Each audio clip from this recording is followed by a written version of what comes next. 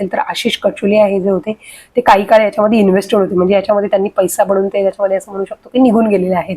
परंतु याच्यामध्ये आज जो तुम्ही इथे प्रपोर्शन जर पाहिलं बरंचसं, तर पब्लिकचं प्रपोर्शन म्हणजे हे कुठे ना कुठेतरी पॉझिटिव्ह साईन्स ही असतं की पब्लिक, कारण पब्लिकला, रिटेल पब्लिकला फारशी नॉलेज नसतं, ते कोणीतरी सांगतं म्हणून कुठेतरी पिकला इन्व्हेस्ट करतात आणि मग त्याच्यानंतर थोडी किंमत कमी आली तर निघून पण जातात. तर असं असतं. त्यामुळे इथे जे आहे, ज्यांना मार्केटचं नॉलेज न करता कोणाच्या तरी ऐकीव माहितीवर जे इन्व्हेस्ट करतात त्यांचं असं घडतं.